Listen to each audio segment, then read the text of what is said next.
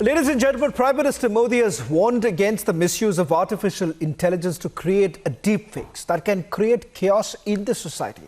Now, this statement from the Prime Minister has opened up a conversation on the need for a stringent mechanism to fight the new age menace. In fact, it has now become very difficult to identify what's a real video and what's a deepfake video. Multiple cases have also come up to the front. Even the Prime Minister essentially spoke about a video of him also went viral. In that particular video, it turns out that wasn't the Prime Minister, it was someone else completely. But that video went viral, once again raising concerns about deepfake videos. And let's not forget that in this poll season, it could also be largely misused. And let's not forget the national security ramifications that it could also have. Now, here's what the Prime Minister has said, and then we begin the debate. Prime Minister has sounded caution on the misuse of AI to create deepfakes. Artificial intelligence के कारण और उसमें भी deep fake के कारण जो एक नया संकट आ रहा है, भारत का बहुत बड़ा वर्ग ऐसा है कि उसके पास वेरिफिकेशन के लिए या ऑथेंटिफाई करने के लिए कोई उसके पास पैरेलल व्यवस्था नहीं है। आजादी की लड़ाई से लेकर के भारत में जिस भी चीजें से मीडिया शब्द जुड़ता है उसकी एक इज्जत है और उसके कारण डीप फेक हो तो भी वो भरोसा कर लेता है, यार ऐसे थोड़ा आया होगा, कुछ तो होगा। और ये बहुत बड़े संकट की तरफ जाएगा समाज को। Over the last few weeks, concerns have been raised over deepfakes circulated on social media. And Prime Minister has spoken about measures that can help combat the menace. अगर लोगों को एजुकेट कर सकते हैं हम हमारे कार्यक्रमों के द्वारा कि आखिर है क्या, आर्टिफिशियल इंटेलिजेंस कैसे काम कर रहा है, डीप फेक क्या कर सकता है और कितना बड़ा संकट पैदा कर सकता है और उसमें जो चाहे वो बना सकते हैं जी, तो कोई भी। वैसे मुझे जब इस विषय को आगे बढ़ाने व्यक्ति चैट जीपीटी के लोग मिले थे तो मैंने उनको कहा था कि जैसे सिगरेट पे आता है इट्स कैंसरस, पीना पीना पीना तुम्हारी मर्जी, लेकिन लिखा हुआ रहता है ये हेल्थ के लिए हैजार्ड है, ऐसा लिखा हुआ। तो मैंने कहा तुम्हारा जो भी चैट जीपीटी का उपयोग करता है या कोई इस प्रकार से एआई का उपयोग करता है तो वहां एक आना चाहिए, इट्स अ डीप फेक। फिर उसको देखें, आनंद करे, जो करना है करे, लेकिन उस पर आना चाहिए। ऐसा उन्होंने कहा साहब मुझे भी बड़ी चिंता है कि ये मैंने कर तो दिया लेकिन कैसे रुकेगा, तो एक बड़ा चिंता का विषय है। Cyber experts too have sounded the need for stringent regulations on deepfakes. The software or the program of deepfake works in a very, very remarkable manner. For example, you take your photograph or mine. If on your photograph or my photograph, somebody else's photograph is going to be superimposed. So deepfake is nothing but a kind of a technology through which cyber fraud can be perpetuated in a very, very remarkable manner. Is it time for tougher mechanisms to tackle deepfakes? Let's debate.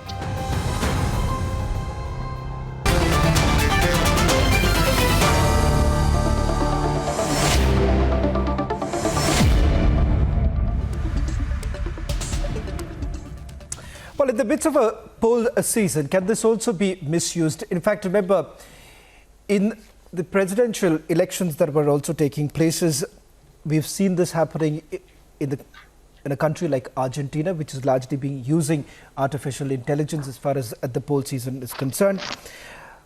But the impact that it can have in a country like India, where we've seen fake videos doing the rounds and rumor mongering essentially resulting in a situation that can actually go completely out of control. What is it that we can really do?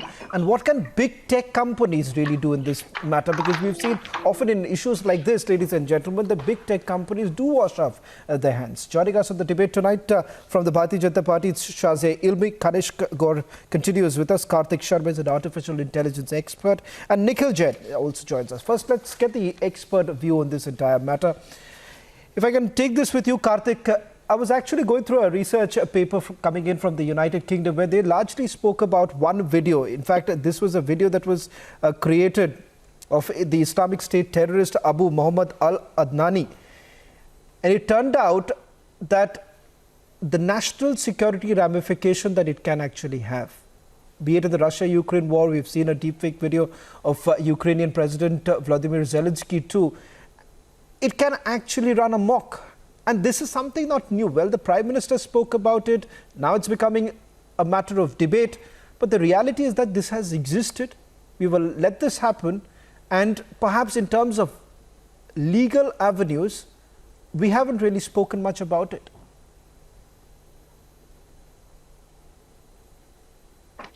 No, absolutely. The way I see it is you basically use AI or computer vision to create your own digital twin. Now, the negative of it is deepfake, but there's also positive side to it, right? You can use your digital twin to scale in healthcare, education, and other initiatives. The problem becomes when you are trying to train this data for a certain individual and then using that without their consent and creating content in digital format and propagating that. So that's where the big problem starts.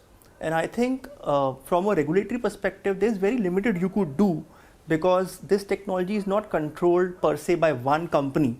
Like Honorable Prime Minister talked about ChatGPT, right? It's just one organization. You got Anthropic, you got other companies building large scale AI models, and it's not controlled centrally. So you may put some regulatory railguards around certain organizations, but you cannot stop the technology from proliferating. So one of the ways, some countries and companies are trying to sort it is like Intel. They made a deepfake catcher in which they are using a technology called PPG, in which you can actually use spectral analysis of a deepfake video and break entire video into multiple frames and check for the underlying veins, because a human being has got blood supply, right? And then you can track that whether it's actually a human being. If you see in the spectral analysis slight change in the blood flow underlying the skin through thermal imaging, those kind of sophisticated technologies are really used and are needed to be able to discern between a real video and a deepfake video. And I think that's what is needed. Otherwise, it's absolutely going to be out of control, as Prime Minister talked about. And it will be very difficult to figure out for an average person to know which video is a deepfake video and which video is a real video. And it's... I would like to perhaps focus a little bit as far as the legislation aspect is concerned. And Shazia, if I can bring you in.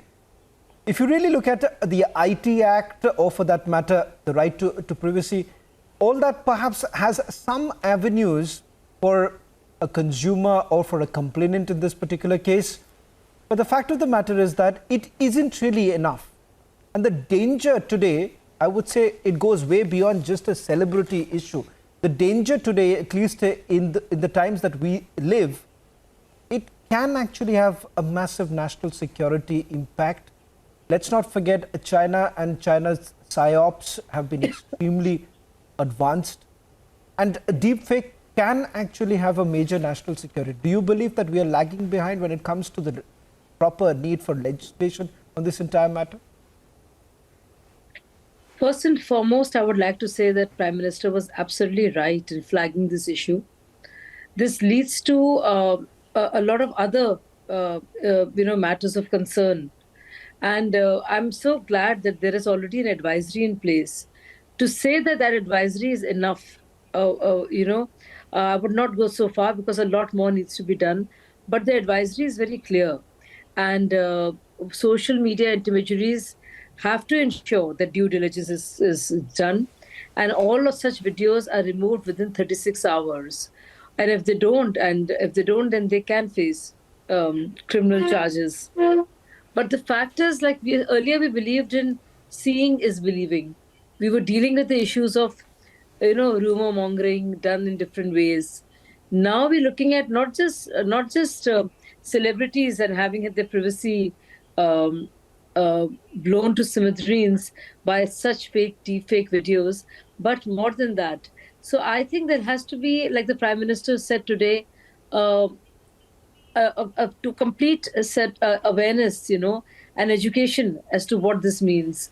But nothing will be the same. You see the ramifications in terms of surveillance, security, media, crime, evidentiary materials. it just changes everything. It changes the way we look at life itself and how we engage with it. So this is, I'm so glad it was flagged because this is huge and the impact it has are massive. But then what are we going to do about it? I think it's a challenge which is not limited just to the social media intermediaries and platforms as that. But yes, and it was rightly flagged at a conclave there where all of media was present, electronic, print, both, to say that we need to safeguard ourselves against it in terms of educating, in terms of engagement. I mean, after all, what will be the rules of engagement with these devices? What do we trust? What do we don't? How much do we allow something to be there and not to be there? You know, this matter came up with Rajiv Chandrasekhar, took a very strong stand when a lady complained, a celebrity complained. But this has got to go beyond that. So I think it's been flagged. But what we need to Right. do is something all the stakeholders will have to come up with something bigger and better than what we have on the table right now. Well, in fact, Shazia, I think so, almost every stakeholder, but Nikhil Jain, if I can also bring you in, political leaders also do have a role to play in this. And the reason why I say this is that I was actually going through what was happening in Argentina, where both the candidates are largely relying on artificial intelligence, but there is a mechanism in place. If imagine a situation happens in India related to political parties, and perhaps the penchant that political leaders have to jump at any allegation that is leveled. Nikhil Jain, I think the political leaders too will have to exercise some caution, some restraint, and rather not, lap it up when it comes to videos that are circulating. So first of all, Shaban, I think this is one of the very rare occasions that I actually agree with the Prime Minister. The deepfakes are a matter of deep concern for our democracy and the way they can mislead the people of India. I totally agree with Shazia that we need a legislative framework around it. One nuance that I'd like to point out is that Shazia says that intermediaries should have to remove this within 36 hours. Now, as much as I'd wanted, I think the experts on the panel can tell us that that is not technically feasible. As a lawyer, also as somebody as back in law school as well, I used to always wonder how do you go around regulating artificial intelligence. As Mr. Karthik Sharma has earlier pointed out, that this is not something that is controlled by a centralized agency. We can't have a regulatory body like a SEBI going after the stock exchanges. So far as political restraint by political leaders is concerned, again, I really wish and hope that the political leaders of the country across the political spectrum can exercise restraint when it comes to not flaring up any allegations or any concerns that a deepfake video is to base against an opponent politician. But we all know how politics in this country is being practiced, and I am pretty sure if there is a deepfake against X leader, Y leader who's an opposition leader, who's an opponent leader, they are going to raise it up till the point it is proven that yes, it was a deepfake. And that is probably perhaps the only restraint that our politicians can exercise is to be more gentle and more humble and have more maryada with each other as they did 10-15 years ago. We've all seen the banters of Sushma Swaraj and Manmohan Singh with each other, and I think we need to go back into that era all the more now.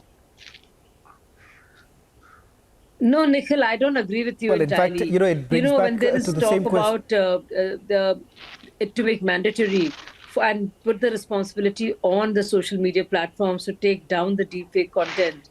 Otherwise, they would have to face liable. They would be liable to criminal and judicial proceedings under Indian law. I think we just make them more accountable because the buck has got to stop somewhere. So they cannot have the safe harbor immunity. Shazia, if they that continue to remains a have big it. challenge, They and will I'll have tell to you find why. they will have to have better and faster ways to bring down this content, cross-checkers, do due diligence and take it down. Because what it does with individuals' lives, I mean, political parties and all, we understand, but how it plays havoc within the social fabric, But vis-a-vis Shazia, not just think an about it, individual's this rights, challenge. but also for the society. That is very dangerous. So I think the social media platforms will have to be more faster in their response system and have to do more in terms of bringing down this content and doing due diligence. If they can't Well, escape the responsibility. there is absolutely no doubt. There is absolutely no doubt, but this challenge remains. And Kanishore, I want to bring you in.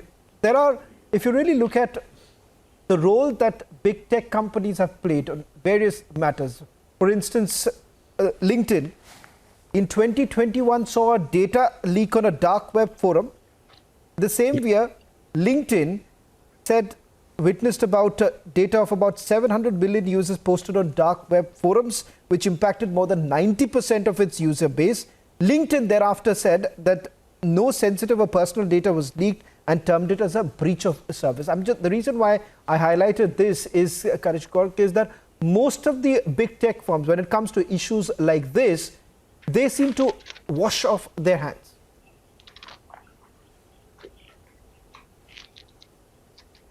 Absolutely, Shravan. We have seen, unless there isn't a stringent law, not only the big tech, but some of the other tech companies wash off their hands. We saw in the case of Uber.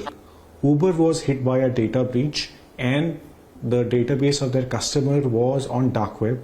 Uber initially denied it, but when the government went after them, they accepted it. Their chief information security officer, 3 years after the incidents, was put behind bars. That only happened in the US. Now today, we've got significant social media intermediary rules. How many platforms have been issued notices basis these new guidelines? How many social media platforms have fact-checking mechanisms built in by design to ensure more user trust, to make sure that this kind of fake videos don't go viral? We have seen the faster a video goes viral, the more impact it has on ground. Now today we have seen that disinformation campaigns are being launched from China, which impact India's democracy, and we have got elections coming in very soon. We will see that there's going to be initiatives to interfere in India's election, and it is going to happen through deepfakes, morphed images, through fake videos. So you need more accountability from social media platforms. That accountability is not going to happen by default. The platforms are not going to invest on technology to counter deepfake unless you make the law more stringent. The government made significant changes in the Indian IT Act and they got the significant social intermediary guidelines, which is for platforms which are above 50 lakh users in this country. But there are numerous platforms which still continue to violate these norms and promote disinformation. Now, if a deepfake video comes from one of these less number of user-led platform, how are you going to stop that? How are you going to hold the big tech accountable for it? Are you going to tell the big tech you circulated it? They are going to say we are protected under the safe harbor and we did not bring this video. There are people on our platform who were spreading this and we are taking reactive measures. So what you need is a larger law which not only focuses on significant social intermediaries but on larger intermediaries in this country. That's why the IT Act needs to be amended. The Digital India Act, which the Honorable Minister Rajiv Chandrasekhar has been talking, that will be tabled in the winter session.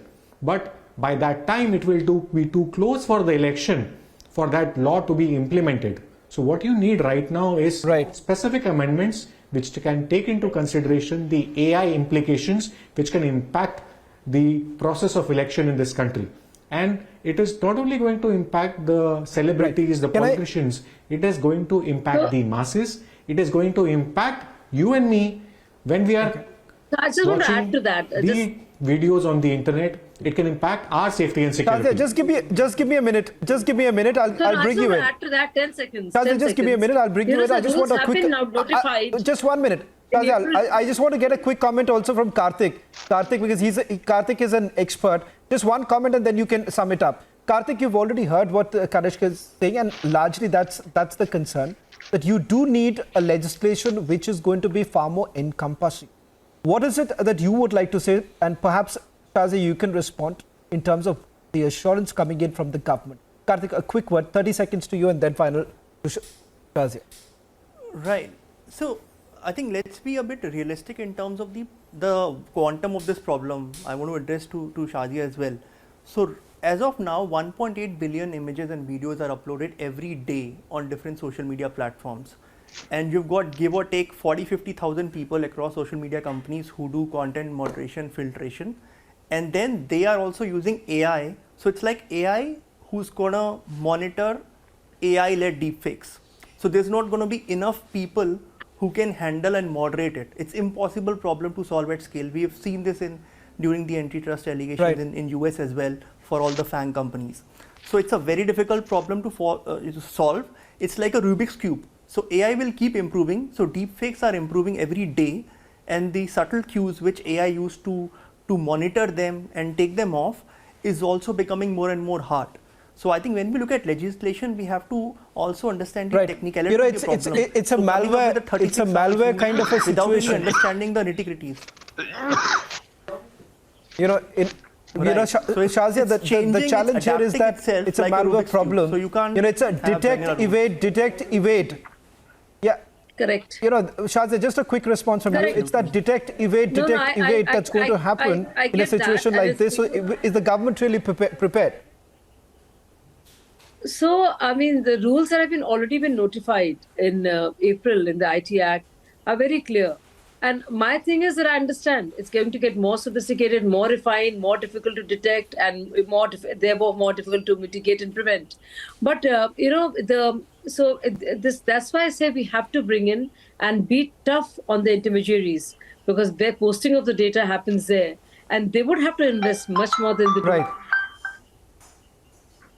Okay. One, fake data or deepfake data of this kind, content is not published. Two, if it is immediately removed. Right. So that makes it tougher for them. But there is no other way around it. So I'll just read out the rule. So you have to ensure that no misinformation is posted by any user, and to ensure that when reported by any user or government, and it can be any party, that misinformation is removed in 36 hours. And if platforms do not comply, then Rule 7 applies, and that is the platforms can be taken to court. Now, we also have to ensure and make sure that many more people complained, because if complaint is not done, then it's also difficult for. So it becomes not just. I'm really running short of time, so I'll have to interrupt you. Nagrik. It doesn't become a digital Nagrik versus government problem, or intermediaries versus digital Nagrik problem, but a far bigger and a more challenging problem than that. But I think somewhere or the other, you have to hold intermediaries responsible for fact-checking, due diligence, for publishing of content and removal of the content within a stipulated time frame. Because otherwise what it leads to is the ramifications of which are Shazia, I'm really running short of time. There's absolutely no doubt about the fact that everyone has a role to play here, even for that matter, the media and perhaps viewers not really believing in what comes across as a WhatsApp forward. So everyone has a role to play. Thank you very much for watching the debate tonight.